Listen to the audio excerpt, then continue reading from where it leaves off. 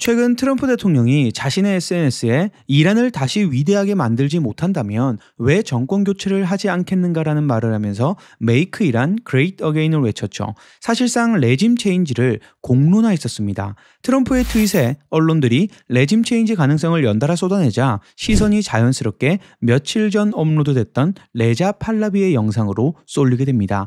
이란의 마지막 왕조 출신 레자 팔라비는 이란과 이스라엘 전쟁 중 카메라 앞에 나타나 이슬람 공화국은 스스로의 전쟁에 지쳤다. 지금이야말로 이란 국민이 봉기하여 나라를 되찾을 기회라며 국민들에게 새로운 비전을 제시했었습니다. 그의 메시지는 단순한 구호가 아니었습니다. 1979년 혁명으로 무너졌던 왕정의 그림자, 그리고 1970년대 이란의 세속적 번영에 대한 향수를 다시 끌어올린 신호탄이었죠. 이렇게 정권 교체 단어가 등장하자 마침내 이란은 미국과 전격 휴전 협의를 하게 됩니다. 이란은 변하지 않습니다. 놀랍지도 않습니다. 중동발 3차 대전, 호르무즈 해협 봉쇄, 항상 반복되던 패턴이죠. 결국엔 협상장으로 끌려 나오는 엔딩입니다. 이란은 도대체 뭐가 두려웠던 걸까요? 이번 영상에서는 이란 이슬람 공화국이 46년 만에 체제가 붕괴된다면 어떻게 붕괴될지, 그리고 뜬금없이 등장한 레자 팔라비가 왜 갑자기 주목받고 있는지 자세히 알려드리도록 하겠습니다.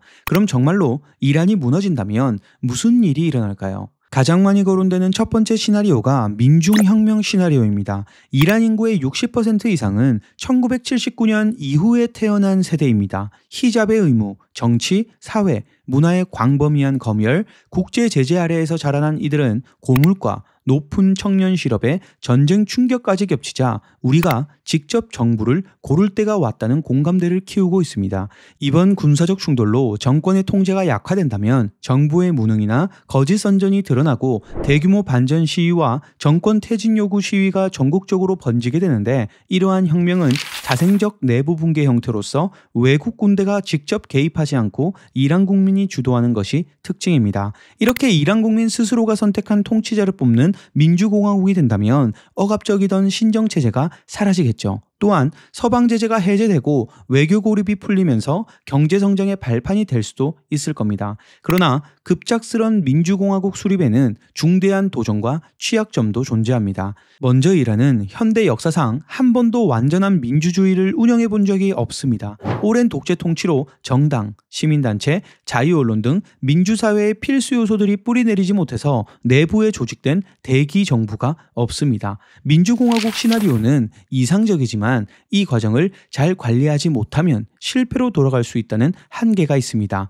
두 번째는 팔라비 카드입니다. 레자 팔라비가 그리는 내일의 이란은 세속과 투표, 이 두 단어로 요약됩니다. 그는 왕정 복귀를 말할 때도 권력은 의회가, 왕실은 상징을 맡는다는 입헌군주제를 전제로 삼습니다. 만약 국민투표에서 공화제가 선택된다면 자신은 물러서겠다고도 합니다. 핵심은 어떤 형태든 종교 지도자가 정치 위에 서지 않는 체제, 그리고 국제사회와 다시 문을 여는 경제 모델입니다. 팔라비가 공개 인터뷰마다 되풀이하는 메시지는 핵 대신 시장, 혁명 대신 헌법, 구호 대신 투자라는 삼박자입니다. 그가 이런 비전을 내세울 때마다 사람들 머릿속에 겹쳐 떠오르는 그림자가 있습니다. 1979년 혁명으로 쓰러진 팔라비 왕정, 정확히는 그 직전 1970년대 이란입니다. 오일 쇼크 덕에 배럴당 10달러 하던 유가가 35달러까지 솟구쳤고 이란 경제는 1973년에서 77년 평균 10% 내외의 고성장을 달렸습니다. 수도 테헤란 북부에는 유럽풍 카페와 부티크가 들어섰고 여성은 히잡 없이 대학 강의실에 앉을 수 있었습니다.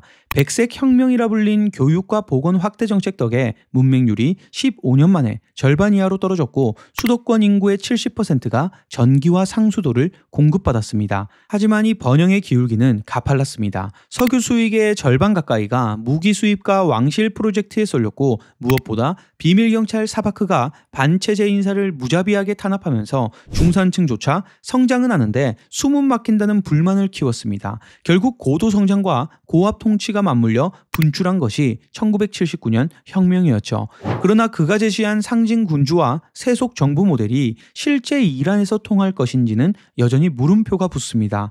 왕실 시절의 번영을 기억하는 이들도 사바크의 감시와 고문을 기억하는 이들도 모두 살아있죠. 친미 색채가 강한 인물이 다시 이란 국정 전면에 서는 순간 내부 반대파는 물론이고 이웃 국가들까지 외세가 또 한 번 왕을 세우려 한다는 의심부터 품을 가능성이 큽니다. 바로 여기서 외부 주도 정권 교체가 불러온 과거의 후유증이 고스란히 소환됩니다. 과연 이란이 아프가니스탄, 이라크, 리비아가 보여준 악의 순환고리, 외부 개입, 정권 붕괴, 장기 혼란을 피할 수 있느냐는 점입니다. 2001년 아프가니스탄, 2003년 이라크, 2011년 리비아 모두 해방을 약속했지만 끝에는 탈레반의 귀환, 종판해전, 국가분열이 남았죠. 과연 이란이라고 이들과 다르게 전개될까요? 마지막은 군부 쿠데타 또는 혼돈 시나리오입니다. 전쟁이 길어지고 경제가 무너지면 군이 나서서라도 질서를 잡아야 한다는 목소리가 자연스럽게 힘을 얻습니다.